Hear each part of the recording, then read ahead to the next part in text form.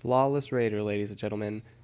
There are plenty of tutorials out there that show people getting it, doing it solo. In all honesty, I feel like this would have been 10 times easier if I had a second person simply for the benefits of attacking Crota himself, as long as the second person can actually go across the bridge themselves successfully. But nonetheless, I'm going to give you a walkthrough, section by section, of the easiest way to try to do this solo flawless. So starting off with the lanterns, what you're going to want to do is at the second lantern, go to this rock to the right of it, but go around to the left. Look at that line and jump on up. There are times where the weighted darkness zone is a little picky, so what you're going to want to do is just try again. You'll find the right spot. Normally you can get 2 jumps out of 1 lantern if you're fast enough, but again, this is early enough on that you're not wasting too much time if you have to reset.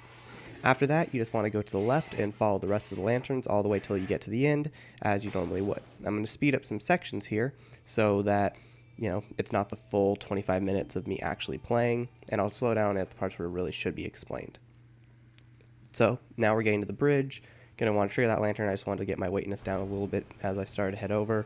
Hop up on this rock and just wait. You're going to want to make sure you stand right at the edge so the lantern doesn't actually get you. Shoot and snipe the ogre because it's the only actual threat. Pop some regular enemies so you can try to get some ammo, but other than that, it's just a waiting game. And across the bridge you go.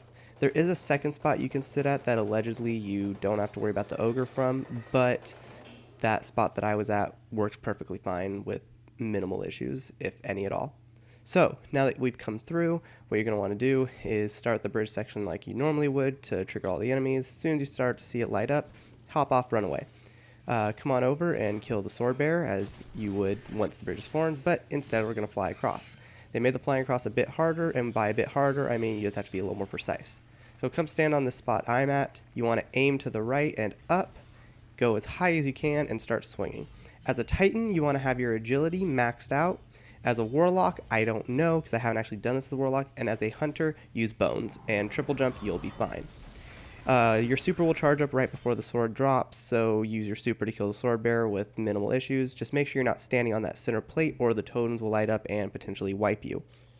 At this point, you just want to come to this area to the left of the bridge if the bridge is to your back, and hide, waiting for the ogres to spawn. And as you can see here, thralls won't get me. I'm just poking out to try to hope for enemies to drop ammo. And once you see either wizards spawn or ogres spawn, you know it's time to obviously kill the ogres. So all you have to do is kill the 2 ogres. Sniper or rockets work perfectly fine. I was trying to snipe since I didn't have any rocket ammo and I didn't want to deal with the cooldown of using a heavy synth. So I'm just sniping away, perfectly fine, no problem. Right ogre's killed, going for the left ogre. And once you get both ogres to drop, they will have all the other adds despawn soon after. You used to have to worry about the wizards, but you don't have to anymore. I lied about the right ogre. Now they're both down. So, as you see here, all the other adds will despawn, and you go ahead. I had really bad luck on ammo dropping here, but in this upper section with the corridor, I got really good heavy drops. So, as you see here, I'm already starting to get heavy drop. These thralls will endlessly spawn, so just kill some of the thralls. You'll be perfectly fine. Snipe the Shrieker. Use a galley on him if you have it.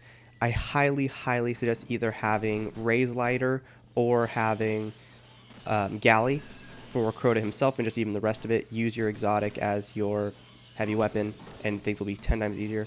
With all the heavy that's dropping, I decided I'm going to just Galley the second Shrieker as opposed to sniping him.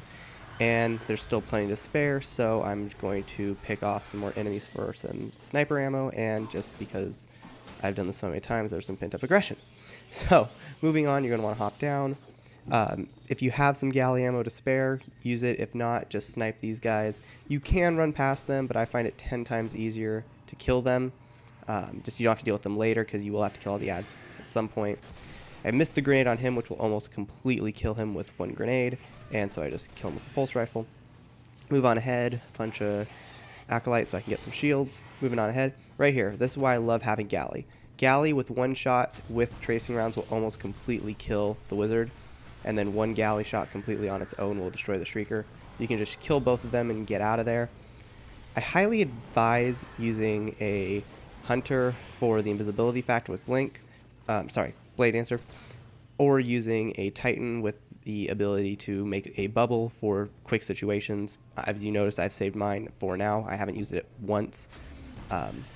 And plus, when you melee enemies, you can get yourself a force barrier. Flame Shield would be really good, and Viking Funeral for a warlock. But besides that, self-res is not going to help you at all, because once Guardian down is mentioned or a person dies, it's game over. You have to restart. So self-res will not save you. So I did the same thing on the right side as I did on the left side. Coming back over, I have 2 galley shots in me, which is going to be more than enough with a little bit of pulse rifle ammo.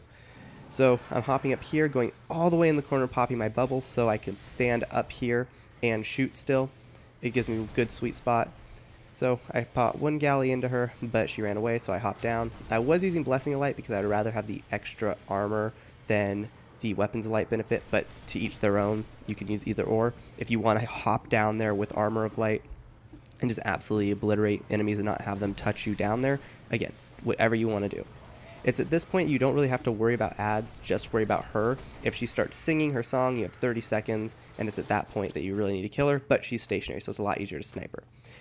Here is where the tedious part happens, where if you fail at this part or fail on Crota, worst part to repeat. You have to kill all of the ads. There are some ads you have to kill to actually make Crota's crystal work to make him spawn. As you can see here, the doors opened. Once those doors open, you could spawn Crota by stepping by the crystal. However, these other ads will not despawn. So you have to deal with them, which are a lot of yellow barred knights, when you're actually killing Crota himself, which less ads the better.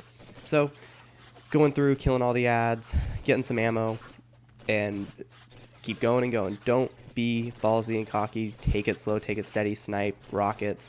You'll be spending plenty of time here, so if you use a synth, you'll have plenty of time to get a synth back or ammo to drop. But nonetheless, I get to that point, step by the crystal, and at this point you want to kill all the ads in the corridor like you normally would.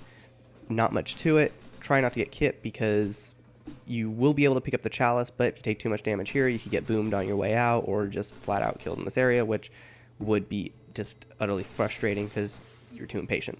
So patience is the key here. Kill the ads, come on out, pick up your chalice, and kill the sword bearer. 1 grenade stuck to him will pretty much obliterate him, so that's really helpful. At this point you want to pick up the relic, go to the favorite Crota cheese spot, sit down here. I prefer down here so the sword doesn't fly off. You want to be very careful when shooting rockets or anything that it doesn't hit the sword itself, because the sword is a tangible item. It was at this point that I had a few oopses, but proof that it doesn't have to be a really true perfect run to be flawless, just don't die. So I only get 1 sword hit here, but that's fine. Galley can be very difficult with the Wolfpack rounds not actually spawning, or Crota himself being an absolute terror. When you hit him, his shield goes all the way down, then doesn't go down. But nonetheless, I knew I didn't get a lot there, but as long as I got my next sword run, I'd be fine. And as long as I kill him by the 3rd sword, so the 1st sword after Ogre spawn, I would be fine. Luckily in this run, we don't have to worry about Ogre spawning. So just popping up here, waiting for Crota to move back so I can go after the sword bearer, who spawned because I stepped out a little prematurely, but that's fine. There you can see Crota was moving back, so I'm moving over to the sword bearer, sticking him with the grenade successfully and making him just get obliterated, punching him to get those overshields, picking up the sword, going back to the spot with a fully loaded, ready to go galley, hitting him twice for safety. Here he went really well, shield stayed down, and the packing rounds went after him. So I got 2 swings, didn't want to be greedy. Knowing that looking at his health here, 3 swings would be perfect. Listen to your audio cues when you're going after Crota with the sword, so you know when the sword's going to despawn and how much time you have. Here I knew I was going to get 3 swings in, only needed 2 anyway, and poof, there you go. It sounds easy, it sounds difficult, it's both, in all honesty. If at any point during your run you have any issues, the best advice is just to stay in that area and keep trying over and over. Don't reset, or you will consistently die in one spot and be absolutely just tired of the lanterns or the bridge and starting to mess up there. So if you can make it through lanterns first time, perfectly fine, perfect. You make it through and you get the bridge perfectly fine, that's awesome. You start failing with the Death Singer, which took me a little bit of a trying and failing to do. Just stay and keep trying over and over until you feel confident in your run. And that's pretty much it. Destiny is glitchy with its achievements, so if you have to, just take a step back, go to the sign out page. Don't switch characters. You want to sign out and change profiles. Log back into yourself. Select any of your characters. I did my Titan, which is the one I did this on anyway to be safe. And pop. There you go. Flawless Raider.